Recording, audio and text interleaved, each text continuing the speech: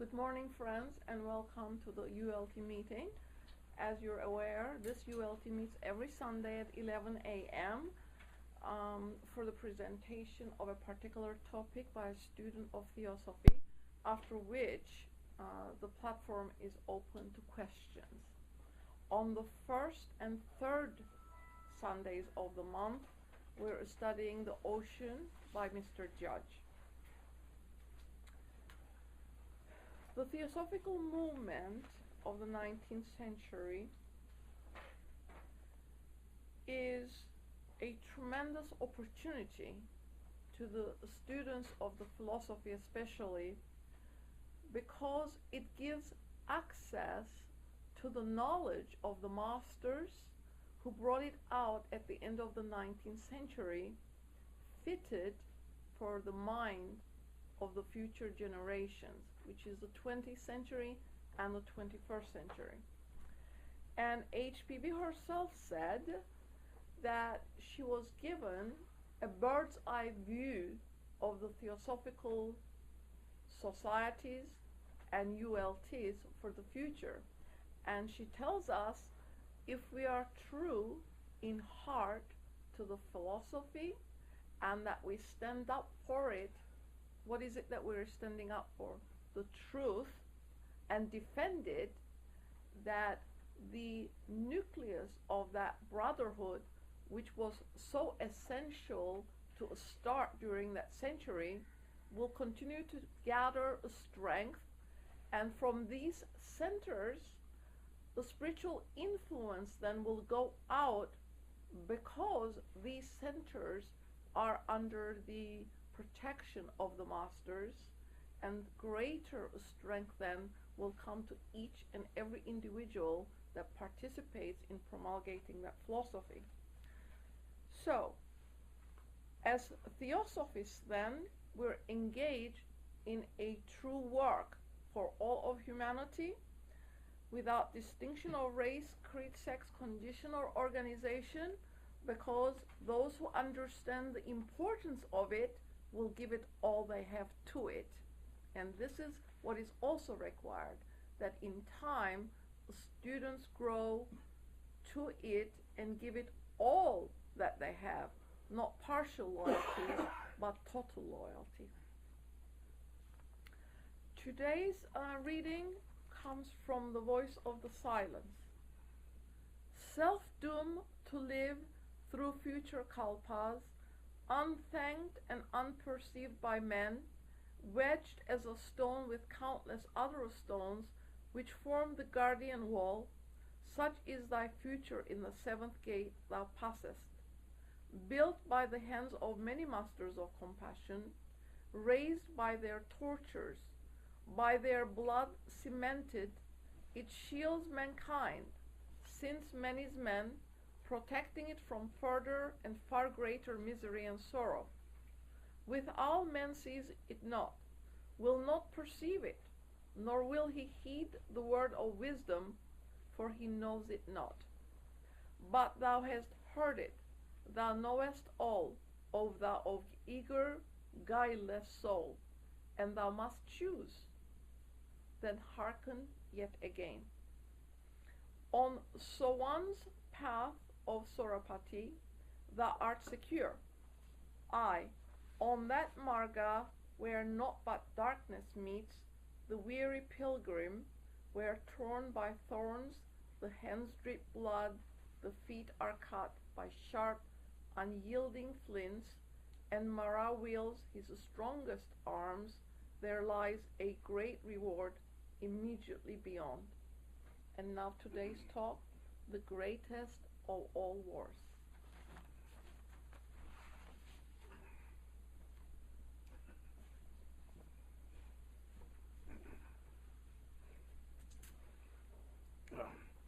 They say, war, what is it good for? Absolutely nothing, in the populace of a song today.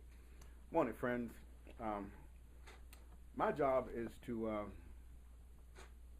talk. Your job is to listen.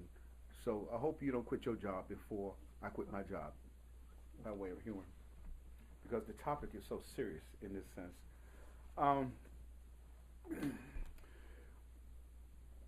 The universe comes and goes. You know, we are familiar with basic theosophical philosophy. And this life that comes with the outbreathing, one can say, is naked in a pure sense. So it puts on clothes being matter. Okay? And so you have here the second logos in that sense. And when you put these clothes on, there's immediately this duality of spirit and matter. Okay? And spirit is trying to uplift matter, and matter is trying to pull down spirit. So you have this friction, and this friction has been described poetically throughout the ages as a war. Where's my glasses? But it's basically the evolution of spirit, okay, in matter and up out of matter, okay. Before we get to war per se, there have been wars in the heavens. You probably, if you're familiar with the Christian stories about the Lucifer and the wars of heaven, and Lucifer through pride refuses, and he's thrown down to earth. So that's an allusion again to wars. But to read about war, the first war happened in the night of time between the gods and lasted for a period of a divine year. Now, a divine year, in terms of Earth years, it says 4,320,000,000,000 years. Now, multiply that by 365. So that gives you an idea of how lengthy we can say this war was. But now, in the esoteric doctrine, one war takes place before the building of the solar system. Okay? Another on earth at the creation of man. The third war is mentioned as taking place at the close of the fourth race between the adepts and those of the fifth race, between the initiates of the sacred island and the sorcerers of Atlantis. Now, Atlantis. Some of us may have heard about Atlantis, and just to reference that war, it says it was, as we shall see, at this period, during the highest point of civilization and knowledge as to human intellectuality of the fourth Atlantean race, that owing to the final crisis of their physiological and spiritual adjustment of the races, humanity branched off into two diametrically opposed paths, the right and left-hand paths of knowledge, or vidya. Thus were the germs of the white and black magic sown in those days. The seeds lay latent for some time to sprout only during the early period of the fifth, our race, right here. So you can see that there have been wars and rumors of wars. In the Bhavagad-Gita, which speaks of this war that we're getting into, it's a war between the higher and lower selves. But Mr. Judge states in the antecedent words that the poem can be applied to many points of view, whether one is talking about cosmogenesis, or to evolution of the astral world, or of the hierarchies in nature, or to the moral nature, and so on. So, as above, so below. We have wars and wars. Theosophy presents three fundamentals, and it's the third fundamental that states pretty much that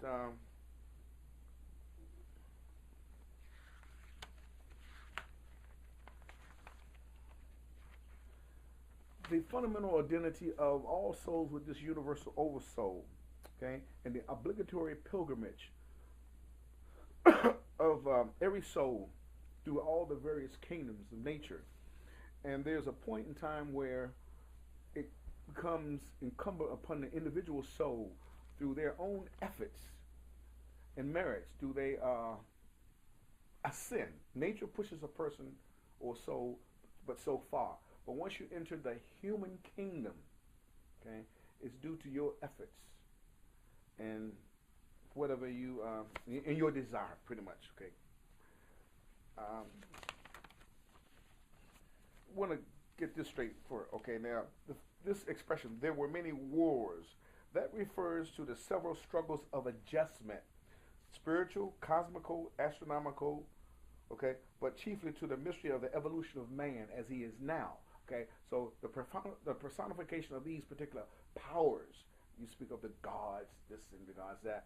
Again, this is an evolutionary process that's ongoing. Okay, but there are individuals, entities, intelligences that do engage at some point in this struggle. Okay, and now we've come into the human kingdom, and it's at the human kingdom that Kirshastra, I believe the word is Kirshastra. The human plane, the human kingdom is Kirshastra. This is where one has to acquire knowledge, learn, and struggle to ascend beyond the physical plane. Now, in the Bhavagad-Gita, which is 18 chapters, well, let me see. Well, before we go through the Bhagavad-Gita, some of it, there is a statement by Krishna where Krishna says that he incarnates for the preservation of the just and the destruction of the wicked. Okay, meaning that there is such thing as righteous warfare within oneself and then external. As Mr. Wadia states that the outbreak of war in the body politic is likened to a fever that outbreaks in the physical body, because all wars are but reflections of internal conflicts, okay? Either class struggles, either conflict that one may have within one's family, with one's neighbor, etc. The outer is a reflection of the inner, okay? Now, it also, there is a statement, as above, so below. Now, if there's conflict below, there's conflict above. There's day, there's night. I came across this particular passage out of the book, The Theosophical Movement, about doing the rest or the activity. There's two basic things: the out breathing, which is activity; the in breathing, which is rest of the universe. Okay, and we would tend to think during the in breathing that everything is resting, but there are those on the other side, the Dani Kohans. For those of you who aren't familiar with that term, how do you spell it? D-Y-A-N.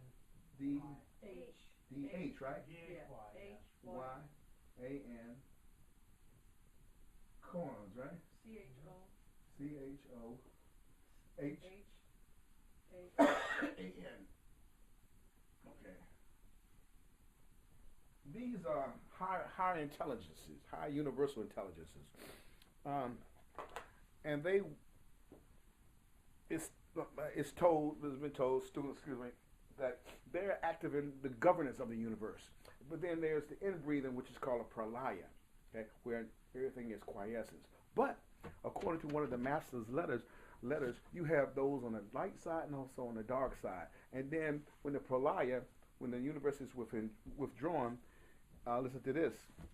There are kohans and kohans of darkness. Not what they term devils, but imperfect intelligences who have never been born on this or any other earth or sphere, no more than the Dayan kohans have, who will never belong to the children of the universe, but pure planetary intelligence who preside at every man Vantra, while the Dayan kohans, the dark ones, preside during pralaya. In other words, you have this yin-yang or this struggle going on during the activity of the universe and then the rest period of the universe, as above, so below. Just wanted to bring that out, and this is from one of the Mahatma letters. Just wanted to get that in. Now, this period that we're in is an Iron Age, and because we're in an Iron Age, war would be prevalent more so than in a Golden Age. Wickedness and things that are on the negative side would be more prevalent. It's hard to envision war during a golden age when everyone is supposedly perfected, or reached their seventh period. Now, Theosophy is one of the, or you could say, is the most dangerous doctrine known to man, in a sense. For those who are entrenched in organized religion and organized anything, because Theosophy brings a message of deathlessness, and the two things that control and hold people in their mode of thought and living is God and death. And Theosophy takes away those, I wouldn't call them crutches, but those mental frameworks. Death is certain to everybody, every being. That's the body. Theosophy tells you that you're not a body, so it removes that fear of death. Okay, and then God being this, in an organized sense, how men have constructed this being. Okay, and you see why throughout the years and throughout the ages, eternally, there have been, from what was mentioned earlier about this war that took place in the Landers down to through the ages, why Theosophy has been so dangerous to the authorities, starting with they murdered Jesus. Okay, he was a Theosophist. Hypatia, the woman philosopher, she was drawn and quartered. The battle of ideas. Giordano Bruno, he was burned. So it's been this war, this battle of ideas. And so, not to go back through history too far, but coming up to the time of HPB, she knew immediately who her opposition would be in this war, in this battle of ideas. She states here in the preface to ISIS, she says, to show that we do not conceal from ourselves the gravity of our undertaking, we may say in advance that it would not be strange for the following classes to array themselves against us. Okay, who are they? The Christians, who will see that we question the evidence and the genuineness of their faith. The scientists, the pseudoscientists, the broad churchmen and freethinkers, men of letters and authorities, the mercenaries, the parasites of the press, etc., etc., etc. But she says in the way of the Roman gladiator, to Caesar, moritus tu salute, to the death. Okay, she comes into the arena, and it's this battle of ideas that's been going on since man, again, chose the left and right hand path, going back to the Lantan Wars.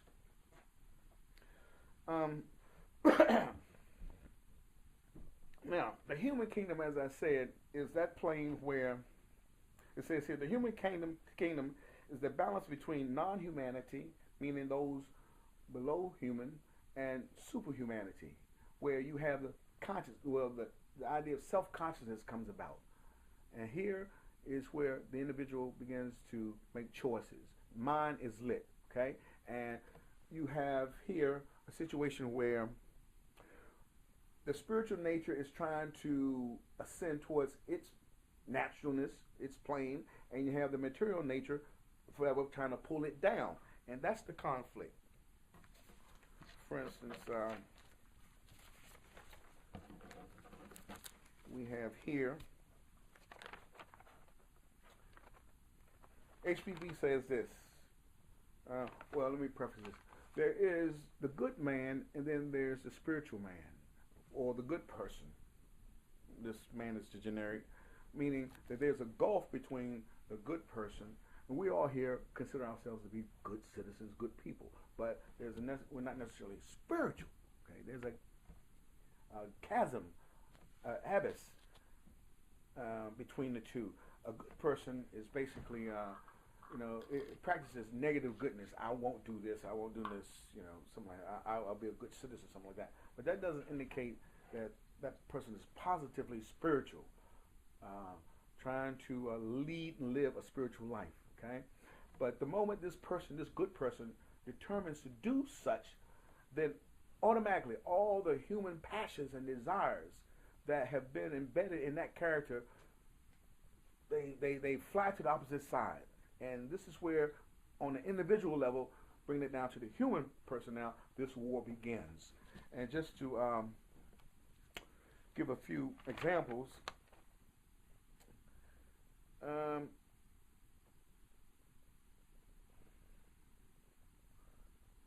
Okay, when such resolution arises or the decision is made to lead the good life or to become world citizen, campaign, etc., it says when such a solution arises, the opposition from the lower forces in a person's nature come alive. And no man or woman knows his or her moral strength until it is tried. Okay? And the person is sure to face trials sooner or later, depending upon their earnestness and sincerity. It will bring to the surface every sleeping passion of your animal nature and the germs of every good quality as well. Okay? Unless a person has the right stuff in them, they will fail. That's indicative.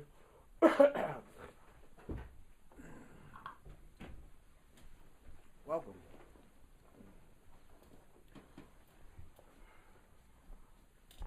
You have those individuals who desire to lead a good life, and then those who try to become companions of these masters to perpetuate their doctrine, okay?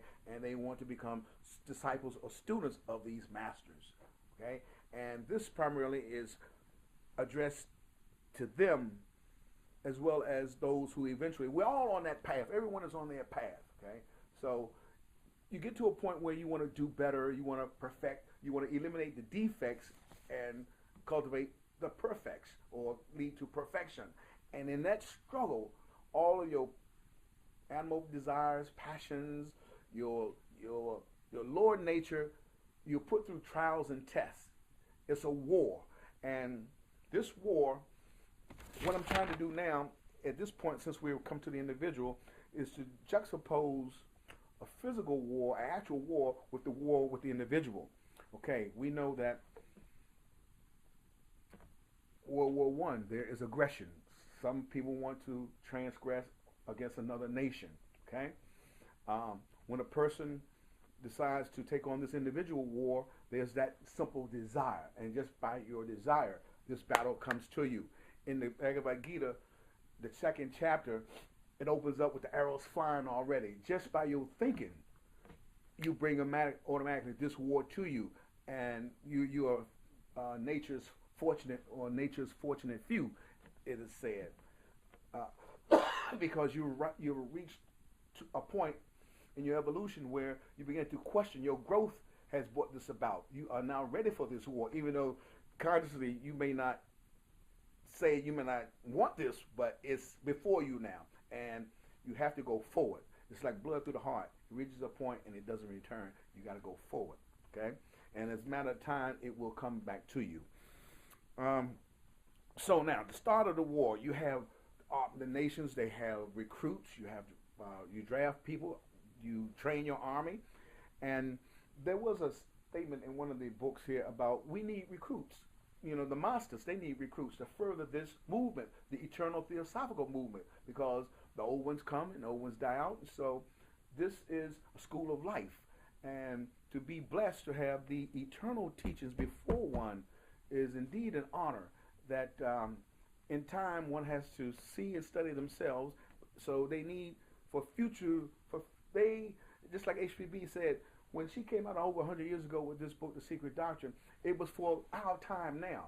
So they are always looking ahead of time. So recruits are needed. Just like in the war, you send out throughout the nation the word for recruits.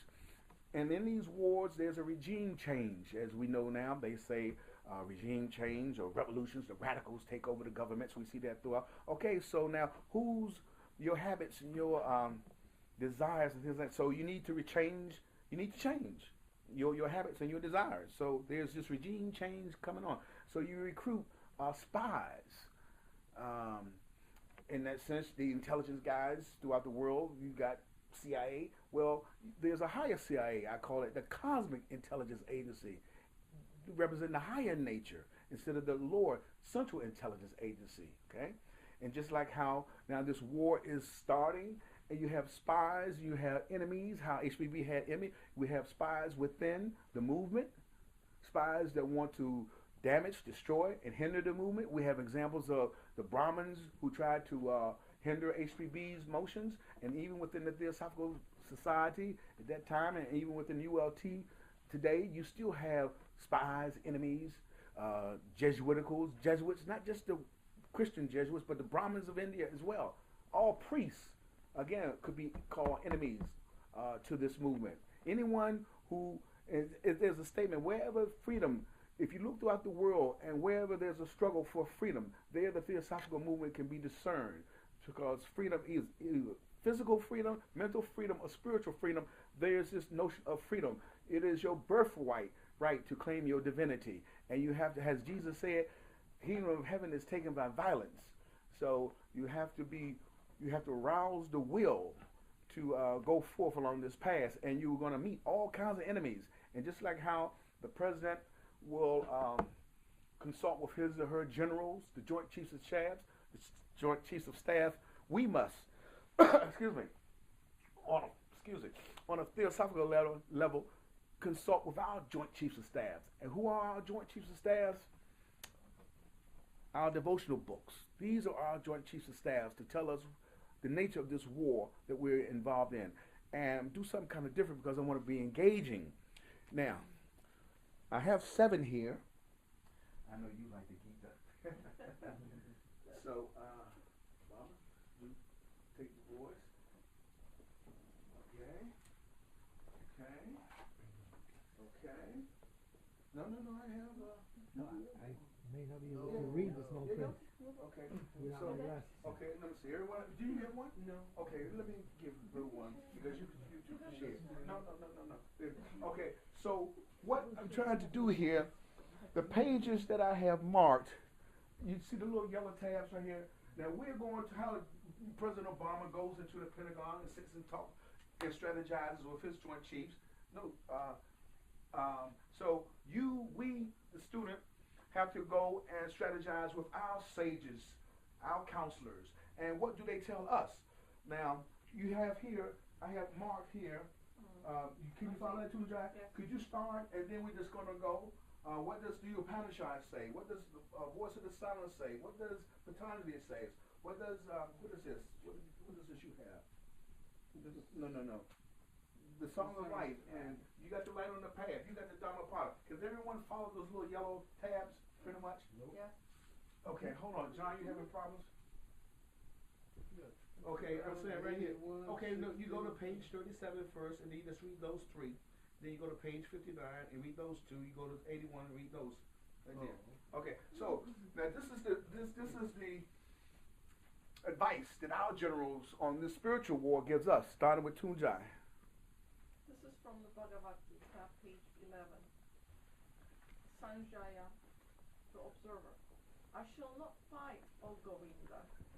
Krishna, tenderly smiling, addresses these words to the prince, thus standing downcast between the two armies.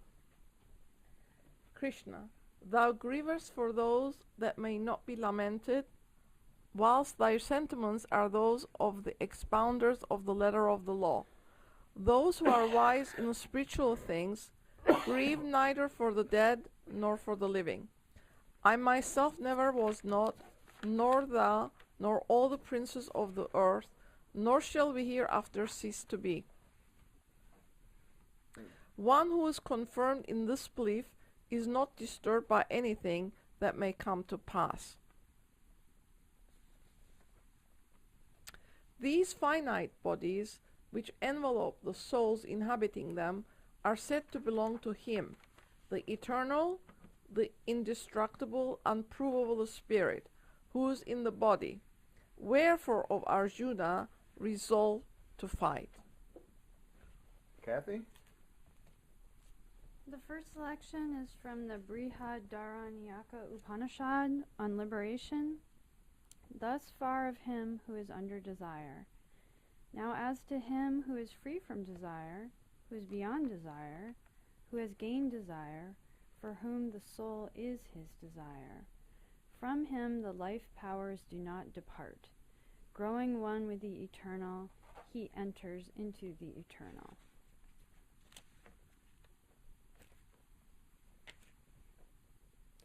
There is this verse. When all desires that were hid in the heart are let go, the mortal becomes immortal and reaches the eternal. And then in the Tao Te King, on lowliness and humility, the best soldiers are not warlike. The best fighters do not lose their temper. The greatest conquerors are those who overcome their enemies without strife. The greatest directors of men are those who yield place to others. This is called the virtue of not striving, the capacity for directing mankind. This is being the compeer of heaven. It is the highest goal of the ancients. Dominique? Yes, the Song of Life. Thus spoke Janaka king of the Vedas vis-à-vis verses. The small old path that stretches far away has been found and followed by me. But it goes the seer who know the eternal, rising up from this world to the heavenly world.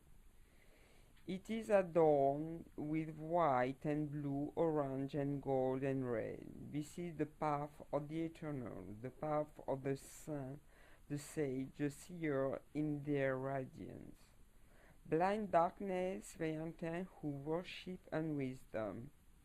They go, as it were, to greater darkness who exult in wisdom. Joyless verily are those worlds by blind darkness hide thither, and death go those who have not found wisdom, those souls who have not awakened to the light, who know the soul and sees it himself as it. What should he long for?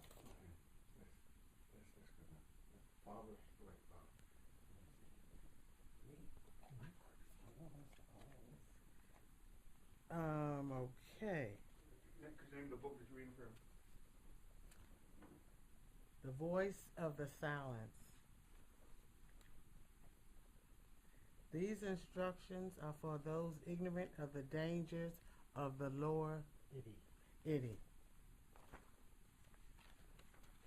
Before the soul can comprehend and may remember, she must unto the silent speaker be united, just as the form to which the clay is modeled is first united with the potter's mind.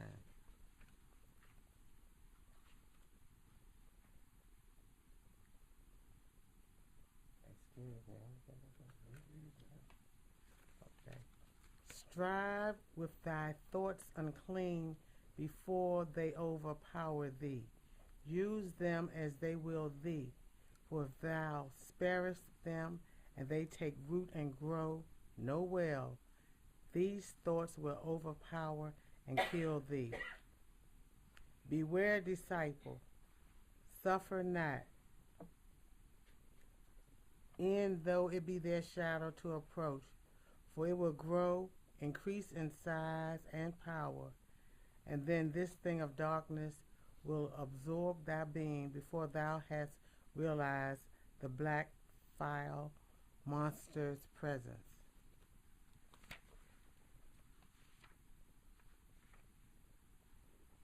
Okay, now I'm getting confused. Well, if you're confused, let's go to Page 16, whoa. Page 16. Page 16. What is it? Okay. Woe then to thee, disciple, if there is one single vice thou hast not left behind, for then the latter will give way and overthrow thee. Its foot rests in the deep mire of thy sins and failings, and ere thou canst attempt to cross this wide abyss of matter, thou hast to leave thy feet in waters of renunciation.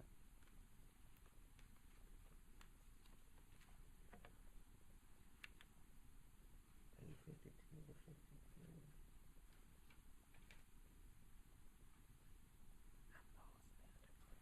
Okay, that's all right. We can go to next because with Which is- time. Okay. Okay. Scroll down toward the bottom. Oh, okay. Okay. Okay, go ahead. This is the Yoga Aphorisms of Patanjali. And they are 4 paragraphs here. By concentrating his mind upon the solar plexus, the ascetic acquires a knowledge of the structure of the material body. By concentrating his mind upon the nerve center in the pit of the throat, the ascetic is able to overcome hunger and thirst. By concentrating his mind upon the nerve center below the pit of the throat, the ascetic is able to prevent his body being moved without any resistant exertion of his muscles. By concentrating his mind upon the light in the head, the ascetic acquires the power of seeing divine beings. There are 2 inferences here which have nothing to correspond to them in modern thought. One is that there is a light in the head, and the other that there are divine beings who may be seen by those who thus concentrate upon the light in the head. It is held that a certain nerve or psychic current called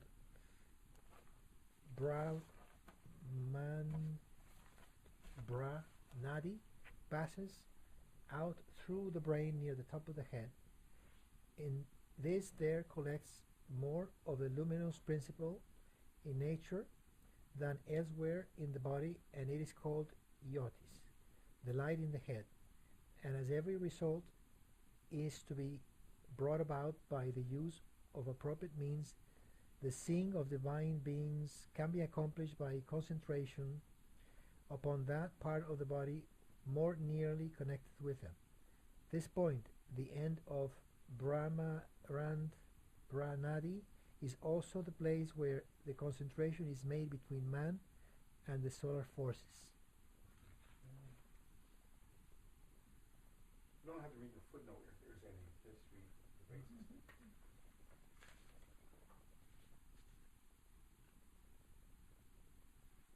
By concentrating his mind upon the vital energy called samana, the ascetic acquires the power to appear as if blazing with light.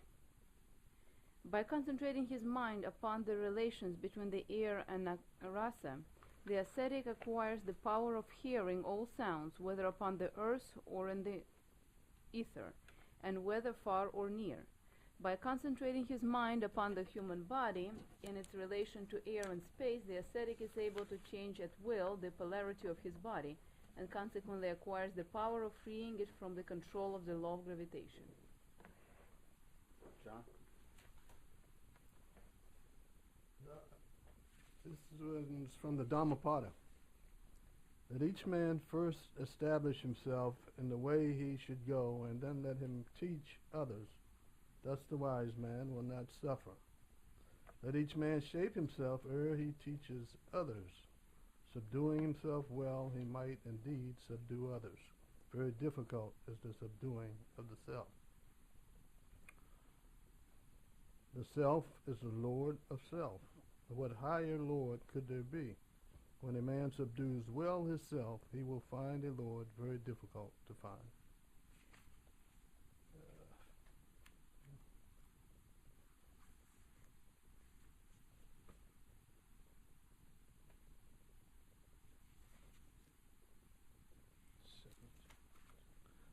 There is no fire like passion. There's no strangler like hate. There's no net like delusion. There's no torrent like craving. Easy it is to see the faults of others. Difficult it is to see our own. One winnows others' faults like chaff, but his own faults he hides even as a cheat hides a losing throw. Okay. And finally, from Light on the Path. Sure.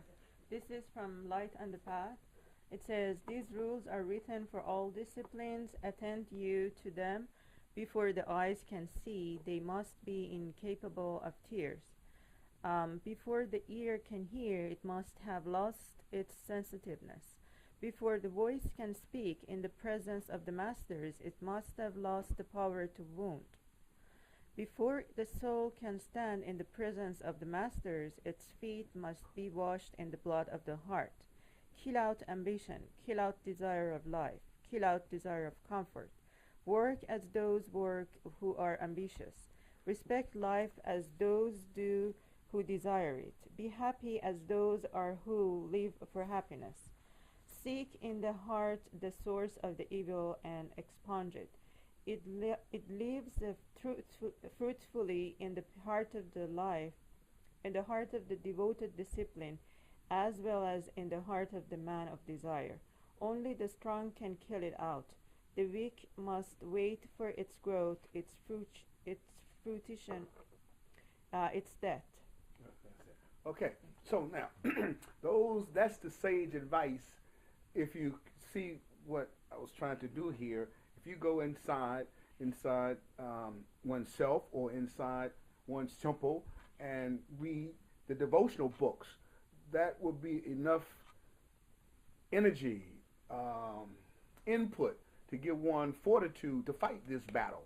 Okay, and this is what the student of Theosophy or any student that's has the welfare of humanity at heart.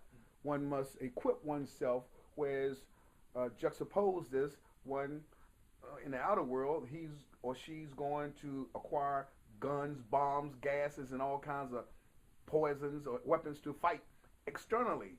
But in this, it is you fighting yourself, not judging of the faults of others, seeing the internal, seeing that you are divine, seeing that you are able to control your lust, your anger, your greed.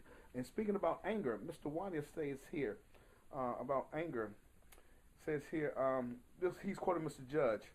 Mr. Judge, who refers to the progressing student, you may soon begin to get the attention of the black magicians, who will then try to knock you out, so beware. How is this knocking out done? Attempts will be silently made to arouse irritation and to increase it where it now exists. No irritation should be let dwell inside. It is a deadly foe. Sit on all small occasions that invoke it, so that the greater ones will never arise to trouble you.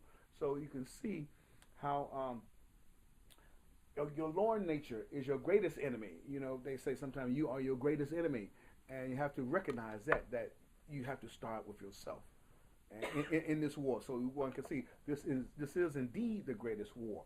But now, referring to the black magician here, I came across this in the Mahatma letters again, and this Mahatma is speaking about something just to show.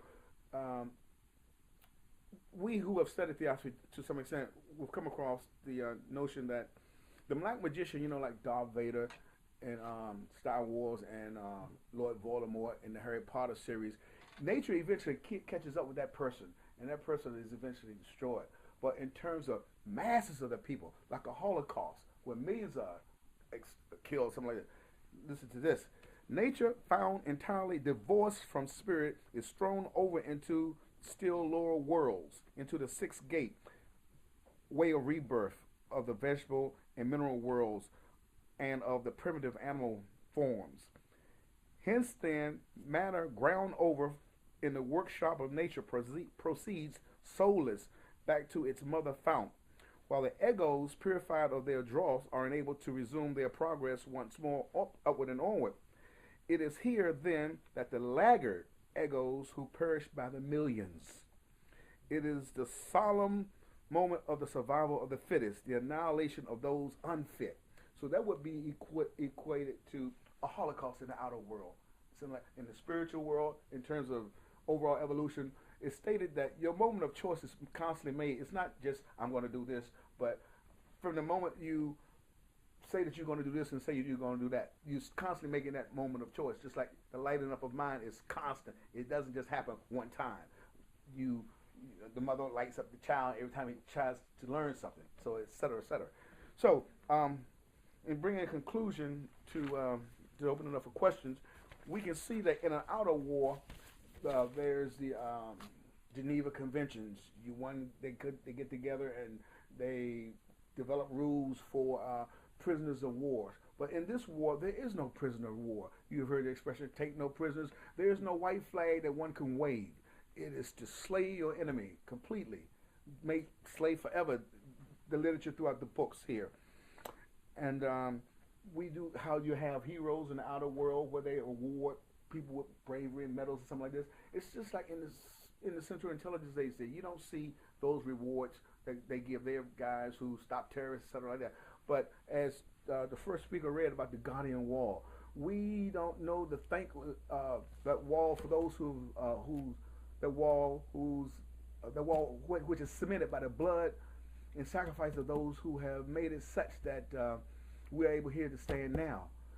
Just imagine how throughout the world, even some time ago, we wouldn't be able to stand here now and speak of these ideas, because again, how Theosophy in its essence is dangerous to organized authorities.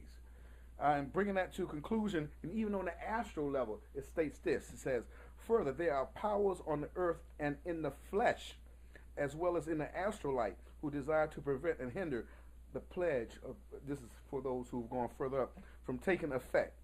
Some of these act consciously in this manner, and others because they are driven to such conscious action. So it is, in summation, it is the journey from the man on the street who you may call wild, like for instance the story of Malcolm X. He was a guy who went to prison, it was called Satan, and converted, transformed, and moved from wildness to wisdom. And in Fanon's book, The Wretched of the Earth, in the conclusion he states that, come brothers, we must set afoot a new man. And this is the new man that this time is calling for, someone who's transcended the commercialism of the material world. So I'll end right there and open it up for questions. Yes. Did you say that the Jewish people of the Holocaust were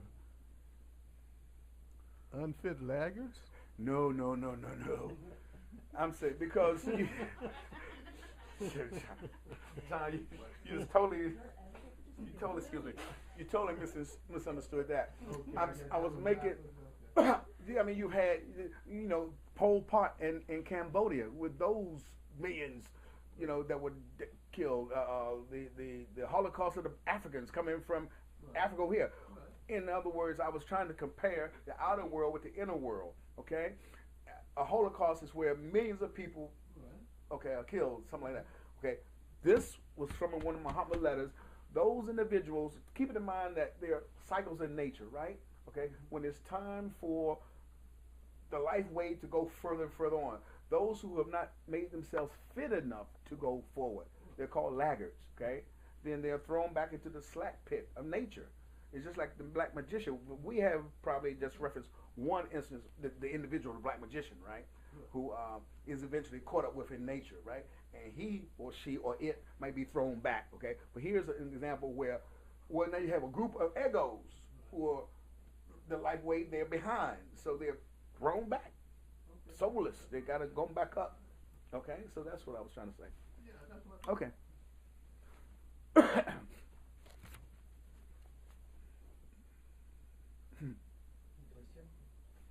You got a question?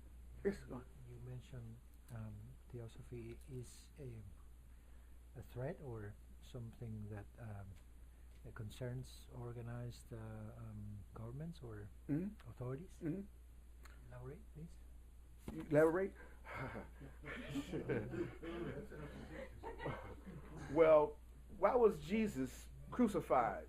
Why was Giordano Bruno burned? Why was so much calumny thrown against HPV?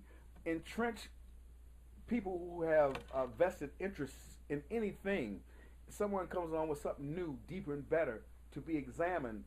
Once it's examined, if it's found to be better or more genuine than that which is the status quo, right, is a threat. So there's an attempt to eliminate that. It's just like the gas light, then the electric light comes along, right? And so those who are making money and profit off the gas light, they don't want the electric light. You're out of business. But is it back then or is it now? Oh, ever since the wars began, that this has been going on. The Theosophical movement is eternal. And back then, now, yes, when I mentioned about HPB, when she challenged, threw down the glove to those who she knew would be coming after her, the enemies that are without and the enemies that are within, those individuals who gathered to her for whatever reasons, they wanted to become her successor, etc., etc. And you have enemies also within your own self, okay? But so it's going on now, okay, and as well as back then. Hey, Perhaps if you put the word dogma there, perhaps it would help. Most of the religions of the world are based on dogma, where the principles, the spiritual principles, have been humanized, carnalized. And so when this philosophy is brought forward, where each individual is responsible for the outcome through their own individual effort for their own welfare, it threatens the norm that has been accepted for many, many centuries. But humanity also is becoming much more intelligent, if not totally spiritual, and everyone is questioning their own values and the values of society in general. So from that questioning, freedom of choice arises, and hopefully it will be based on the right choices and not by materialism, by dogma, and by suppression of spirituality. Mm-hmm. It's just like today you have, this is a Sunday, and this is the Christians' holy day. Saturday was Jewish holy day. Friday was Muslims' holy day. And even if we were sitting here on a Saturday or a Friday, just compare the numbers, and you'll see the numbers, how much greater. And in all these books, it always says, to the fortunate few, or to the few. There's always those who are broken beyond the box, those free thinkers who think for themselves, who act for themselves, who feel for themselves. The average person who walks around here with a mind, is a bundle of somebody else's emotions, somebody else's aspirations, and somebody else's feelings, pretty much. You know, they haven't examined and questioned who and what they are about. And those are the ones that are sitting down listening to, quote, authority. The authority of the judge, the authority of the professor, or the authority of the priest, just accepting. Okay? And whereas theosophy causes you to question. You're not looking to convert or proselytize anyone. To begin with is to question. We have a book, even for kids, it's called Because, for the children who ask why. So, yes. Yes.